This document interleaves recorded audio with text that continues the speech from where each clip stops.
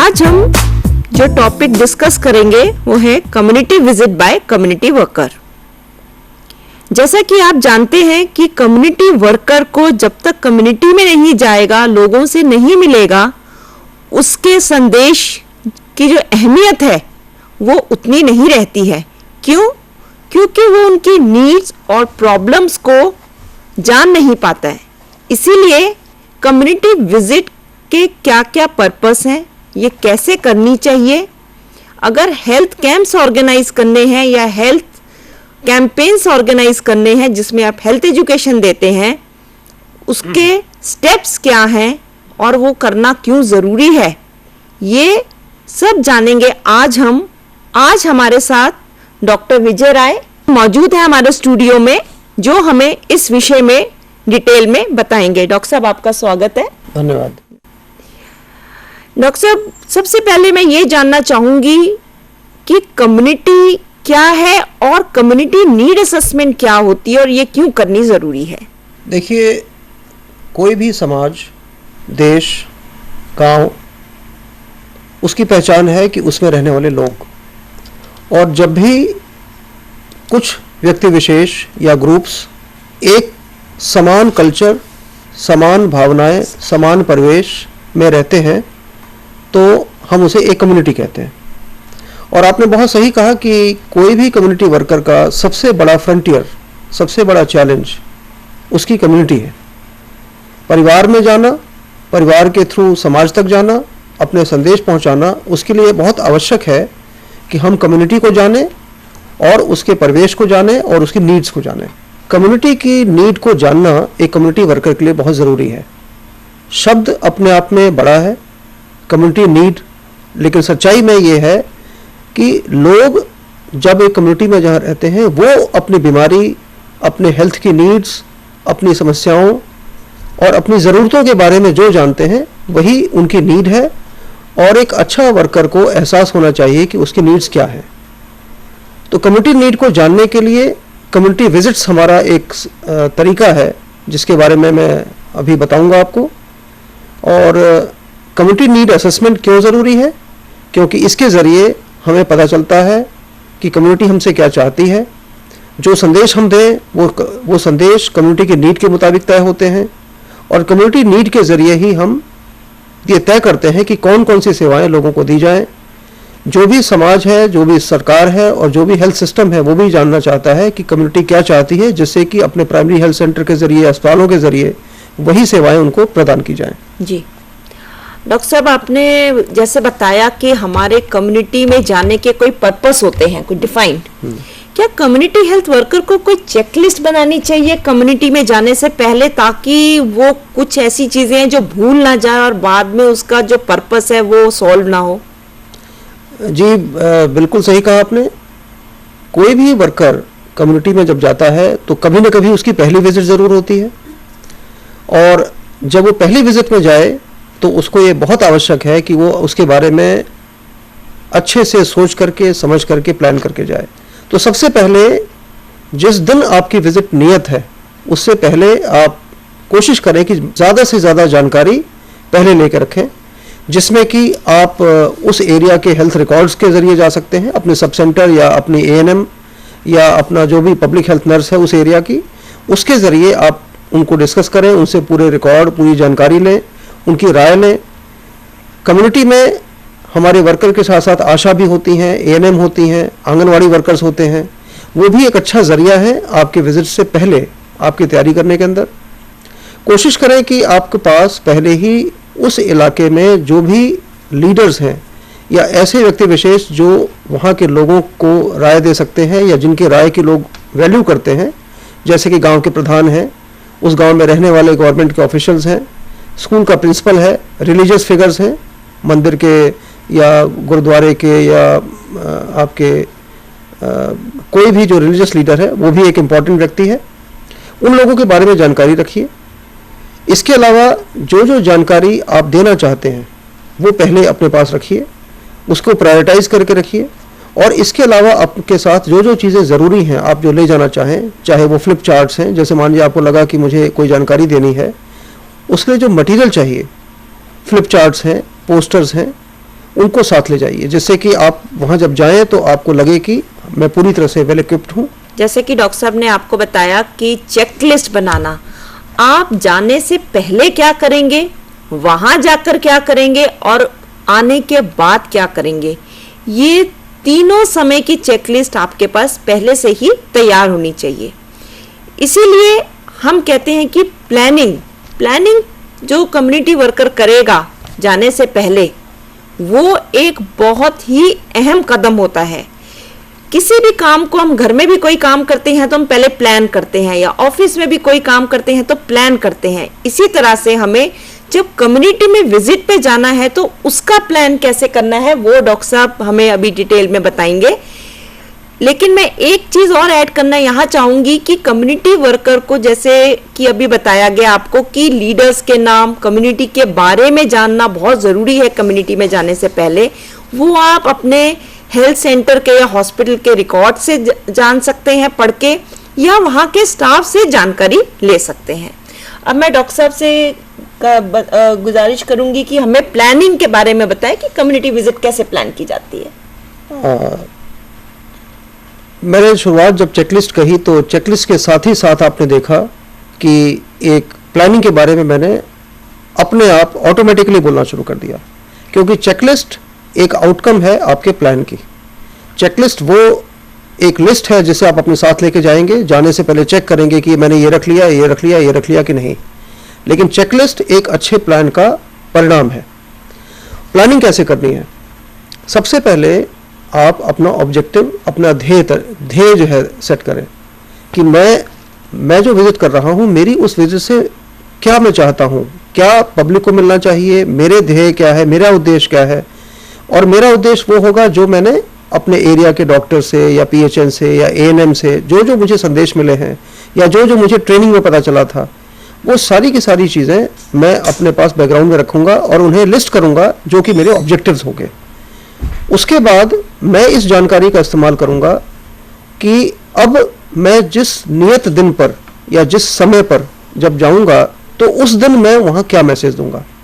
यहाँ पर मैंने कहा कि आपकी जो आप राय करेंगे, लोगों से बात करेंगे और जो आपके हेल्थ वर्कर आपको एडवाइस करेंगे, उसके मुताबिक आप तय करेंगे कि मेरे को उस दिन के लिए ये मैसेज देना जरूरी है।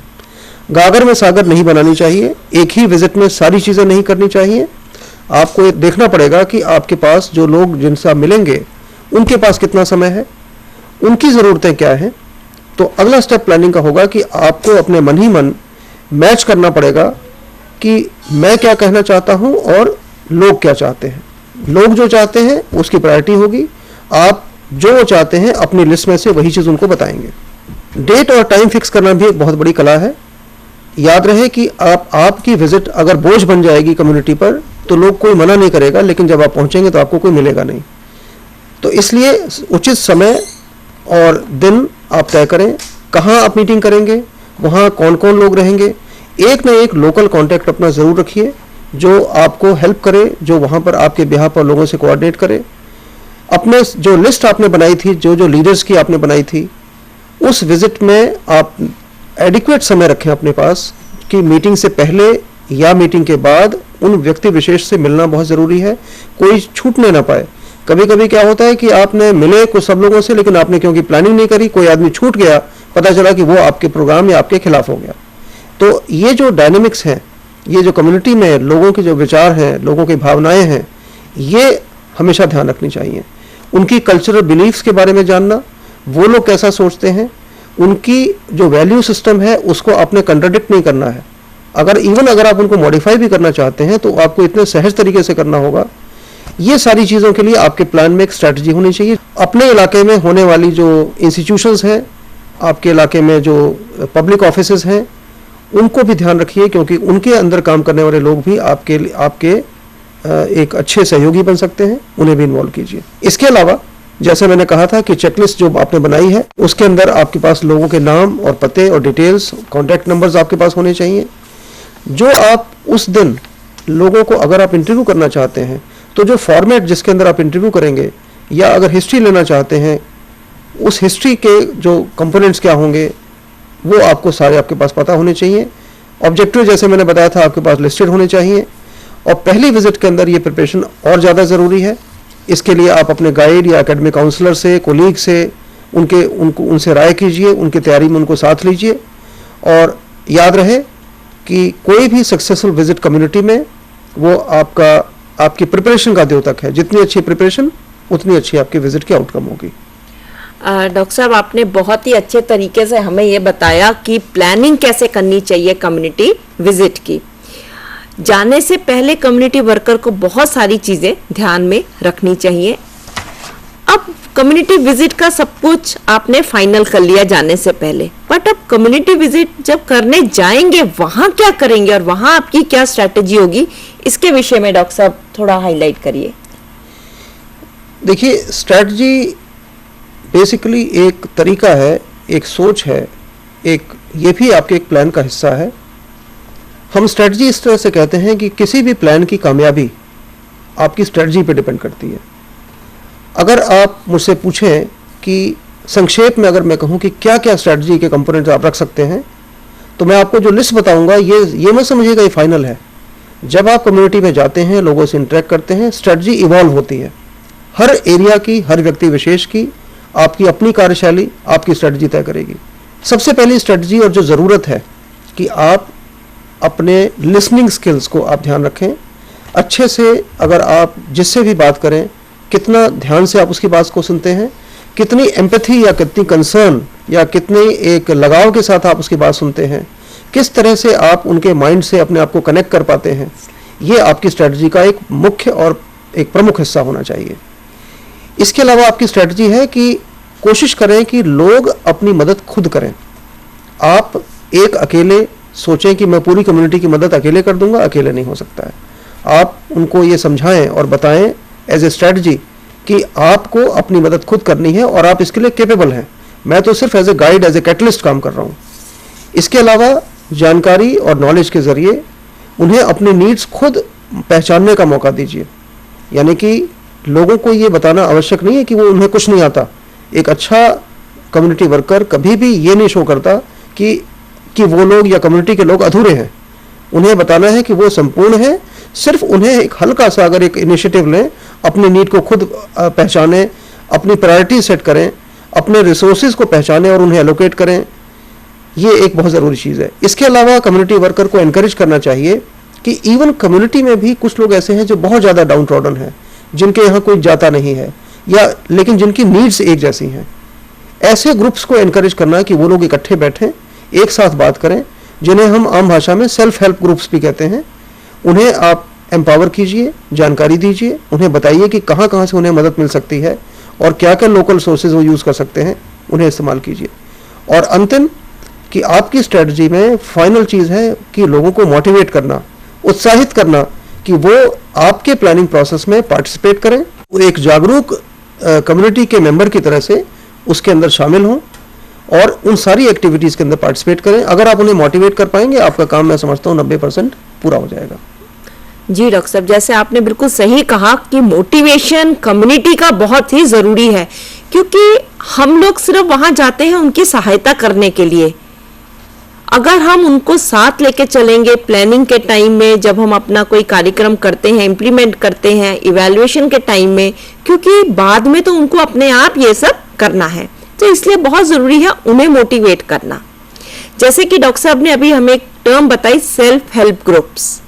खासकर हम डायबिटीज़ के रिलेशन में आपको ये बताना चाहेंगे कि ज़्यादातर सोसाइटीज़ में या कम्युनिटीज़ में डायबिटीज पेशेंट्स ने अपने सेल्फ हेल्प ग्रुप बनाए होते हैं, जहां पे डायबिटिक पेशेंट आपस में मिलते हैं, उनकी जो प्रॉब्लम्स होती है वो डिस्कस करते हैं और सल्यूशन भी आपस में ही एक दूसरे की समस्याओं का निकालते हैं। मैं डॉक्टर साहब से चाहूंगी कि अगर इस विषय में हमें कुछ और सेल्फ हेल्प ग्रुप्स के विषय में बताना चाहेंगे। हाँ, देखिए, जैसे नीरजा जी ने कहा कि सेल्फ हेल्प ग्रुप डायबिटीज़ के केस में आपके लिए बनाना बहुत आसान है, क्योंकि एक चीज़ जो उन सब के अंदर कॉमन है वो है उनकी बीमारी, उनकी चिंताएं, उनके डर, उनकी कंसर्न्स, परिवार में होने वाली उनकी समस्याएं। और ये भी पाया गया है कि कभी कभी एक डायबिटिक मरीज़ अपने ही परिवार में कभी कभी अलग थलग पड़ जाता है।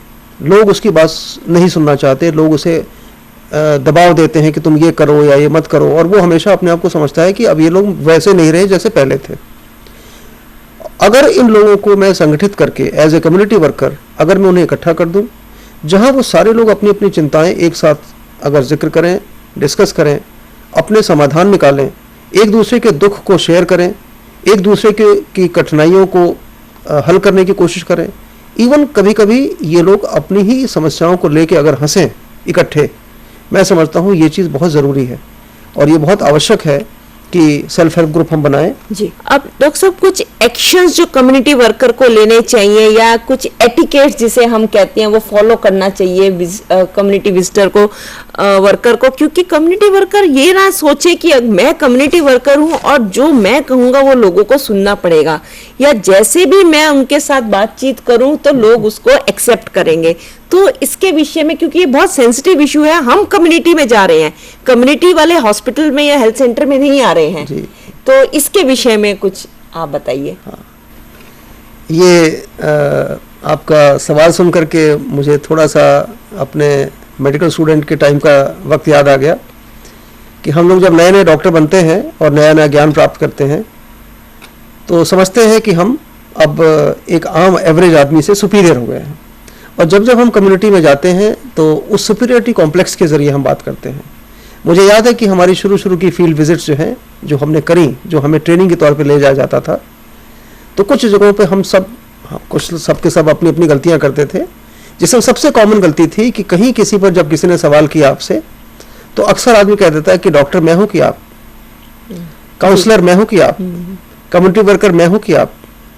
ये जो कॉम्प्लेक्स है, सुपीरियरिटी कॉम्प्लेक्स है, ये आपको घर छोड़ के जाना चाहिए, क्योंकि आप जहाँ जा रहे हैं आपका स्वागत वहाँ तभी होगा अगर आप उनके जैसे, उनके परिवेश में बिना किसी किस्म का कोई घमंड या ईगो या कोई आवरण या मास्क लगा के ना जाएं, क्योंकि जितने आप इजी तरीके से उनके घर में जाएंगे, उनके साथ बातचीत करेंगे, उतना आपके लिए ज़रूरी है। तो इसके लिए हमने कुछ आपके लिए एक संदेश के तौर पर कुछ एटिकेट्स या एक्शंस जो एक कम्युनिटी वर्कर को करने चाहिए हमने लिस्ट किए हैं। जैसे सबसे पहले कि आप जब जाएं तो अभिवादन करें, नमस्ते, अस्सलाम वालेकुम, सत श्री अकाल, देखते हुए कि आप कहाँ जा रहे हैं, क्यों जा रहे हैं। आपकी ग्रीटिंग, आपका पहला कॉन्टैक्ट, आपके कपड़े, आपका व्यवहार, ये सबसे पहले आपको वेलकम करेगा। इसको कभी भी आप कम इम्पोर्टेंट मत समझिएगा। एक अच्छी विजिट की शुरुआत अक्सर बहुत छोटी इस पॉइंट से होती है। उसके बाद जब आपने इंट्रोड्यूस कर दिया, अपना पर्पस अवश्य बताएं, बिल्कुल क्लियरली बताएं, संक्षेप में बताएं, उस भाषा में बताएं जिससे वो समझ सकें, और उसके बाद उन लोगों को अपनी मौजूदगी में कंफर्टेबल कीजिए। वो हो सकता है कि आपको कैसे देख रहे हैं, हो सकता है कि उनको अपना परिवेश ऐसा लग रहा हो कि कहीं हम अधूरे तो नहीं हैं, कहीं हमारी विजिट से आपको दिक्कत तो नहीं है, कहीं उनका घर आपके लिए, आपके मुताबिक, आपके मन मुताबिक तो नहीं है। तो ऐसी जगहों पर छोटी छोटी चीज़ों की तारीफ करके, अप्रिशिएट करके आप उन्हें कंफर्टेबल कीजिए सबसे पहले, जिससे कि वो आपसे खुल सकें। आमतौर से छोटी मोटी बातों से बात शुरू कीजिए, जैसे यही कि अरे पेंटिंग आपके घर में आपने दीवार पे बनाई है तो हाथ से बनाई हुई लग रही है। ऐसा कोई ना कोई चीज़ आपको अवश्य मिलेगी जिससे आप उन्हें अप्रिशिएट कर सकें, उनके परिवेश की तारीफ कर सकें। आपको ये उन्हें खुलने में मदद करेगा। अगर ये परिवार में है तो ये चीज़ें बहुत इंपॉर्टेंट है। अगर आप ग्रुप में मिल रहे हैं, अगर आप ऑर्गेनाइजेशन में मिल रहे हैं, तो वहाँ भी कोई ना कोई चीज़ ऐसी अवश्य कहिए जिससे कि कम्युनिटी वर्कर्स को, कम्युनिटी के मेंबर्स को लगे कि आप उन्हें अप्रिशिएट कर रहे हैं। जैसे यही कि आप सब लोग समय निकाल के आए, मुझे बहुत अच्छा लगा, मैंने बहुत कम नोटिस दिया लेकिन आप सब लोग आए, आपने हमारा मान बढ़ाया, बहुत बहुत धन्यवाद। हाथ जोड़ना, अभिवादन करना, छोटी छोटी चीज़ें हैं। शुरुआत यहाँ से कीजिए। उसके बाद आप अपने सब्जेक्ट पे आइए और अपना पर्पस फिर से डिफाइन करिए, और उस पर्पस के अंदर सहयोग मांगिए कि आप बताएं कि आप क्या चाहते हैं। इससे पहले कि मैं आपको कुछ बताऊं, मैं जानना चाहूँगा कि आपका डायबिटीज़ के बारे में या डायबिटीज़ के मरीजों के बारे में, डायबिटीज़ की समस्या के बारे में आपकी कोई अगर जानकारी है, कुछ अगर पूछना चाहते हैं, आप पूछिए पहले। ये जो कन्वर्सेशन है, ये जो डायलॉग है, ये आपकी विजिट का एक, अगर ये डायलॉग शुरू हो जाता है तो मान के चलिए कि आपकी 80% विजिट आपकी कामयाब हो गई है। इस डायलॉग को एस्टैब्लिश करना बहुत ज़रूरी है, और जब ये डायलॉग हो रहा हो उसमें आपका एक अच्छा लिसनर होना बहुत ज़रूरी है। आप बड़े ध्यान से उनकी बात सुनिए, और याद रहे कि कुछ लोग आप देखेंगे बातचीत करते हुए कुछ लोग चुप बैठे होंगे, कृपया उन्हें इग्नोर मत कीजिए। जो लोग चुप बैठे हैं उन्हें अवश्य मौका दीजिए कि वो अपनी बात कह सकें। उनके हल्के से भी रिमार्क को, उनकी किसी चीज़ के हाँ या ना को भी नोट कीजिए। उनका सर हाँ की तरफ हिला या ना की तरफ हिला, उसे ज़रूर नोट कीजिए। केयरफुली ऑब्जर्व कीजिए कि वहाँ क्या हो रहा है। जो डायनेमिक्स है ग्रुप की, जब ग्रुप बात कर रहा है आप उसे नोट कीजिए। और नोट आवश्यक नहीं कि आप कागज़ में लिखना शुरू कर दें। आप नोट का मतलब कि आप उन्हें मन में नोट कीजिए, बाद में कागज़ अपनी कॉपी में नोट कर लें, या छोटे छोटे नोट स्क्रिबल भी कर सकते हैं आप। वहीं पे कुछ पॉइंट्स आप नोट करते जाइए जिससे कि कहीं भूल न जाए। इसके बाद ऑडियो विजुअल मीन्स का इस्तेमाल करें। कोशिश करें कि जो संदेश आप देना चाहते हैं उसको आप फ्लिप चार्ट के ज़रिए, पोस्टर के ज़रिए, फोटोग्राफ्स के ज़रिए जो आपने उनके आने से पहले तैयारी कर रखी थी उन्हें उससे डिस्प्ले कीजिए। क्योंकि बहुत सारे लोग बातों के अलावा आपके द्वारा जो इमेज है, जो फोटो है, उसको देख करके ज़्यादा पार्टिसिपेट करते हैं। डिस्कशन को इनकरेज कीजिए। कोई भी डिसेंट अगर आती है, अगर कोई ऐसा भी अगर विचार आता है जो आपके प्लान के मुताबिक नहीं है, उसे डिस्करेज मत कीजिए, आप उसे आने दीजिए। कोशिश कीजिए कि उसके बारे में लोग आपस में एक अपना वो रुख बताएं। लोगों को भी इनकरेज कीजिए कि वो रिएक्ट करें अपने ही किसी साथी की किसी बात पर। और वो जो रिएक्शंस हैं आप देखेंगे अपने आप, थिंग्स जब डिस्कस होती हैं they have a tendency to fall in line. चीज़ें अपने आप एक दिशा की तरफ जाने लग जाएंगी। किसी भी कमेंट को अप्रिशिएट कीजिए, क्वेश्चंस को अप्रिशिएट कीजिए। और लास्ट में जब आप अपनी सभा नियत समय पे ख़त्म जरूर कीजिए, अननेसेसरी प्रोलॉन्ग मत कीजिए। और बंद करने से पहले, सभा खत्म करने से पहले समराइज जरूर कीजिए। लोगों की अटेंशन ड्रॉ कीजिए कि आज आपने क्या क्या तय किया। और याद रहे, तय कम्युनिटी के ऊपर, क्रेडिट तय करने का कम्युनिटी पे डालिए। और लास्ट में धन्यवाद जरूर दीजिए। अगर आप इन चीज़ों का ध्यान रखते हैं, मैं समझता हूं कि ये जो पहली विजिट है ये डेफिनेटली आपकी अंतिम विजिट नहीं होगी। एक विजिट के बाद दूसरी, दूसरी के बाद तीसरी आएगी। कम्युनिटी आपको अपना दोस्त और हितैषी समझेगी। और आपका एज ए कम्युनिटी वर्कर जो रोल है वो तभी फलीभूत होगा जब आप इन एटिकेट्स का, इनका ध्यान रखेंगे।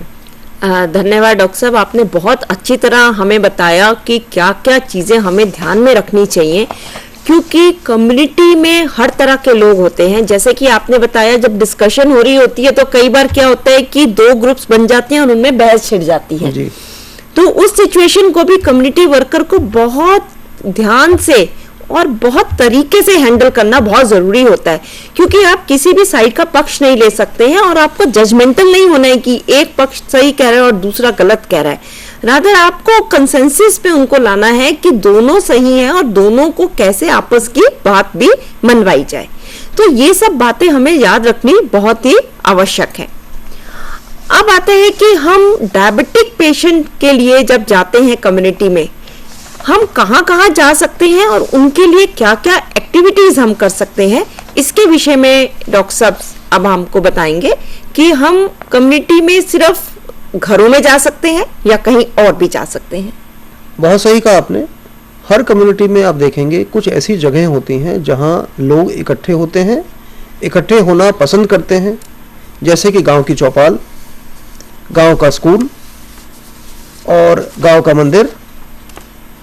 तो जब भी आप अगर चाहते हैं कि आपकी अवेयरनेस फैले तो संस्थाओं में जो जगह है अवेलेबल है वो आप देखेंगे आपके लिए एक अच्छा मीटिंग पॉइंट बन सकता है जहां कम्युनिटी के लोगों को इकट्ठा किया जा सकता है।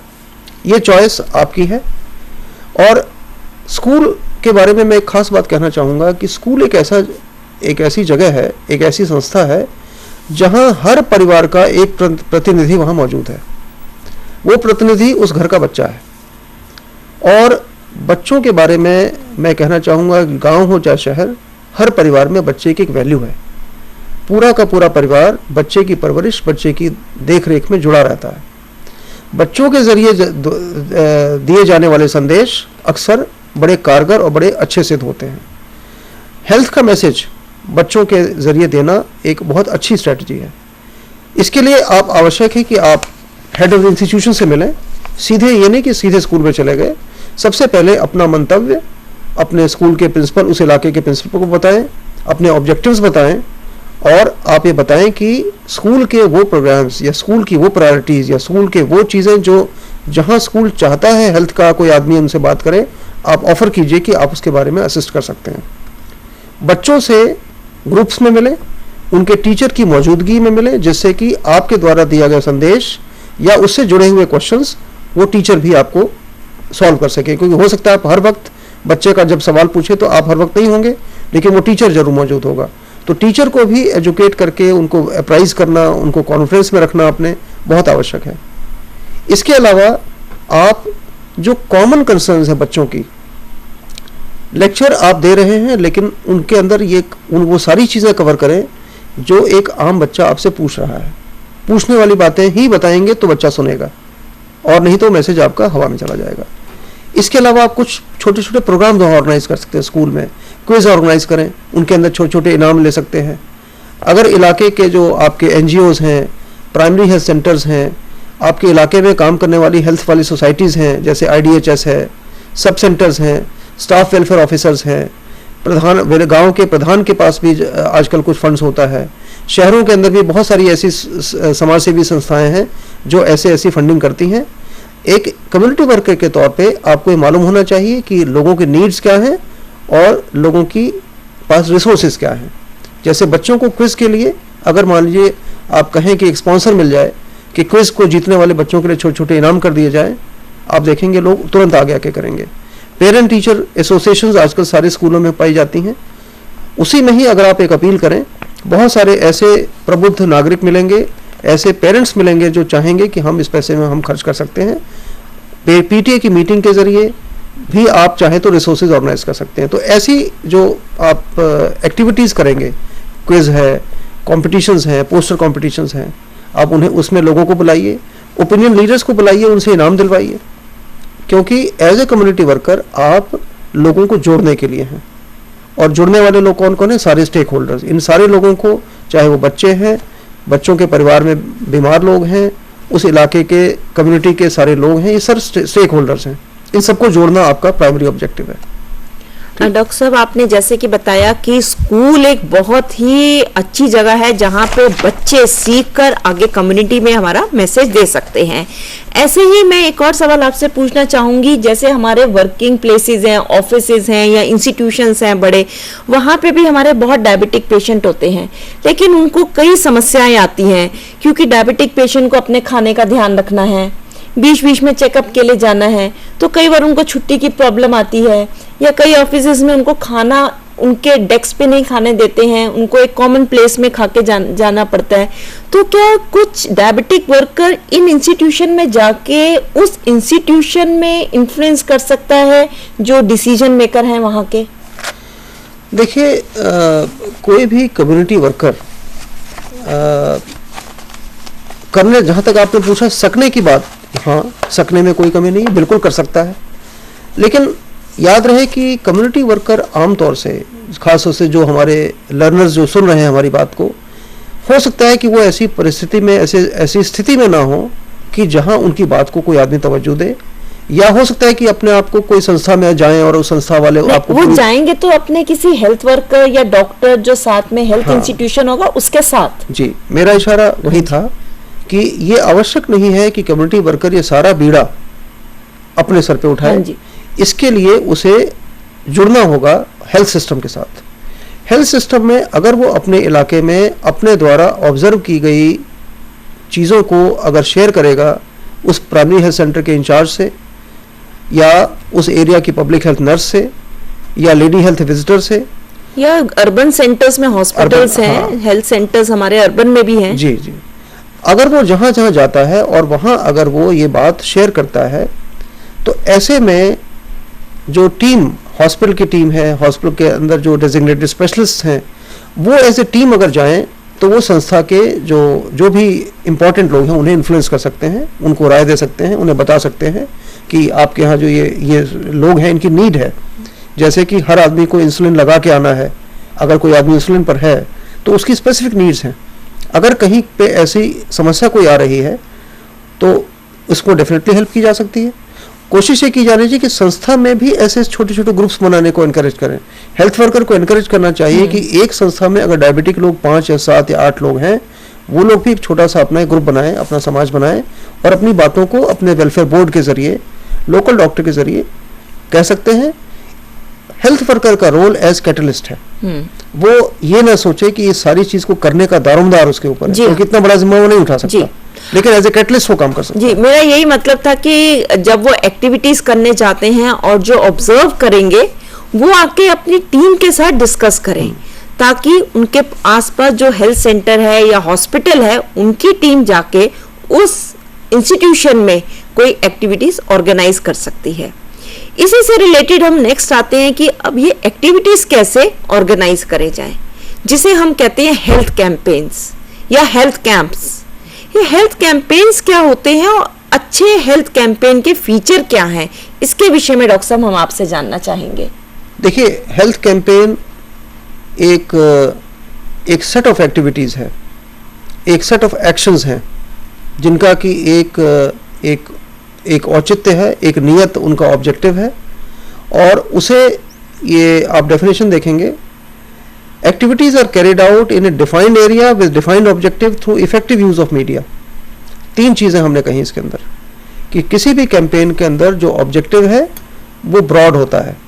हम बहुत छोटी चीज के लिए कैंपेन नहीं करते। मैं 10 लोगों का ब्लड प्रेशर नापने के लिए कैंपेन नहीं करूंगा, लेकिन डायबिटीज की तरफ समाज का ध्यान दिलाने के लिए मैं कैंपेन कर सकता हूँ, या ऐसी चीज जिसकी पब्लिक हेल्थ इंपॉर्टेंस है उसके लिए कैंपेन चलाई जा सकती है। कैंपेन एक बहुत ब्रॉड इशू है जो एक कम्युनिटी वर्कर खुद कैंपेन नहीं कर सकता है, लेकिन वो एक कैंपेन का एक अहम हिस्सा बन सकता है, अपना रोल डिफाइन कर सकता है, और अपना नियत रोल अगर उसको वो चाहे तो डिमांड भी कर सकता है, बता सकता है कि मैं ऐसा रोल प्ले कर सकता हूँ।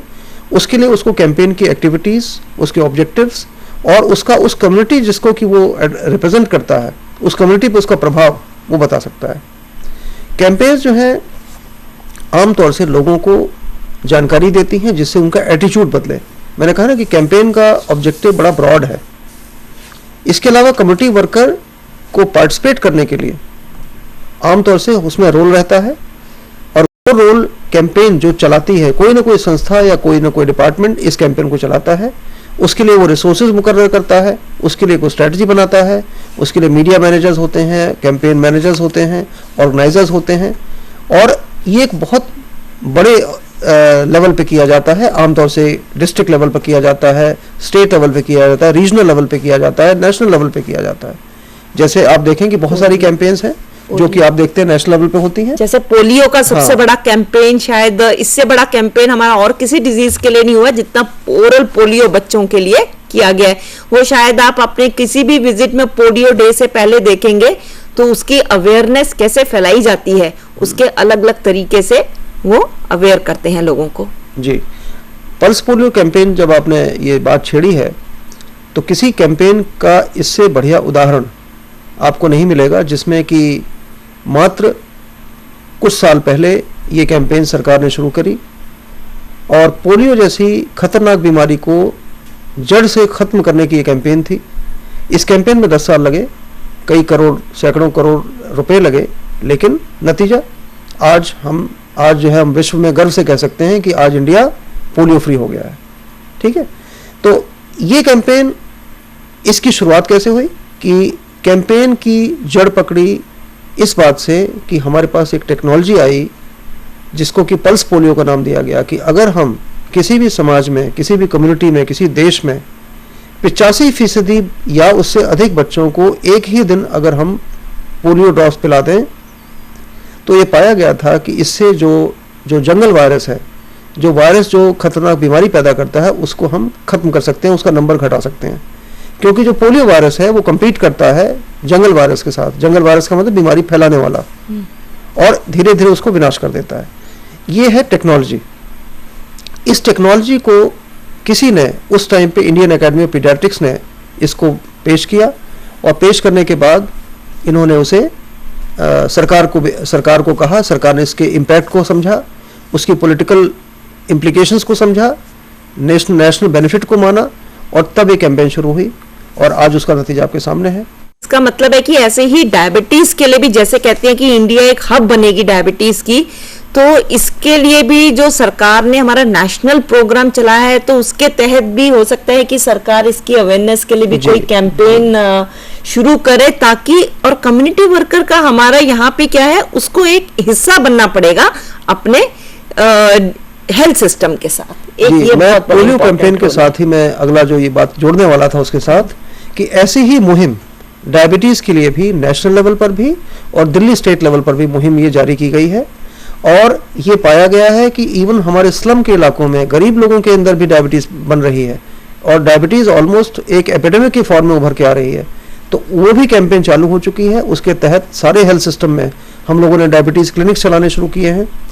हम लोग कम्युनिटी के अंदर स्टडी कर रहे हैं, कैंप्स लगा करके नए केसेस को डिटेक्ट करने की कैंपेन चल रही है, और उसके बड़े अच्छे परिणाम आ रहे हैं। तो ऐसी कैंपेन जिसके अंदर हमारी कम्युनिटी वर्कर भी पार्ट बनेंगे, ये जो कोर्स जो CDCW जो आज इग्नू कर रही है, मैं समझता हूँ ये इस कैंपेन के अंदर एक बड़ी इंपॉर्टेंट चीज़ है।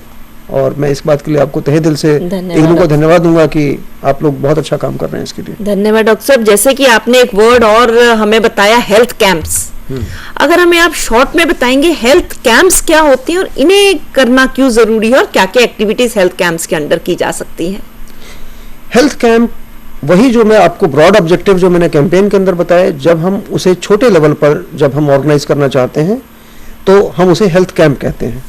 जैसे कि अगर मैं कोई डिफाइंड सर्विस किसी समय किसी स्पेशलिस्ट एक्सपर्ट टीम के साथ अगर देना चाहूँ किसी स्पेसिफाइड दिन पर, तो वो कैंप कहलाएगा।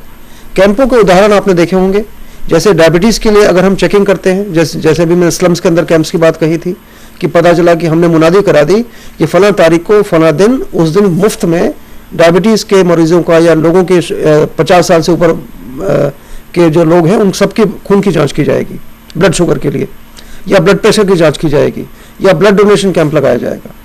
जब भी हम कोई एक सेलेक्ट एक्टिविटी, कोई फिक्स्ड एक्टिविटी अगर हम प्लान करते हैं और उसे एक अच्छी क्वालिटी के साथ, एक अच्छे तरीके के साथ, लोगों की सुविधा के मुताबिक लोगों के घरों के पास जब प्रोवाइड करते हैं, उसे हम कैंप कहते हैं। तो इसमें क्या हेल्थ वर्कर कोई रोल प्ले कर सकता है? हमारा इसमें बहुत अहम रोल है इसका, वर्कर का। बिल्कुल, कैंप क्योंकि कम्युनिटी में लगाए जाते हैं, कम्युनिटी के पास लगाए जाते हैं, ऐसे में ये एक हमारे कम्युनिटी वर्कर के लिए अपॉर्चुनिटी है कि वो उसका फ़ायदा उठा के उसमें पार्टिसिपेट करे, लोगों को उसके द्वारा दिया गया काम दिखाई पड़ेगा, हेल्थ वर्कर की विजिबिलिटी बढ़ेगी, और वो एक इम्पॉर्टेंट रोल प्ले करेगा। इसका बहुत इंपॉर्टेंट रोल है कम्युनिटी वर्कर का। डॉक्टर साहब, हेल्थ कैंप्स जैसे कि आपने बताया, इसमें हमें स्पेसिफाइड सर्विसेज हम प्रोवाइड करते हैं जी, और एक हमारा कम्युनिटी वर्कर जो है इसमें बहुत अहम रोल अदा कर सकता है। बिल्कुल।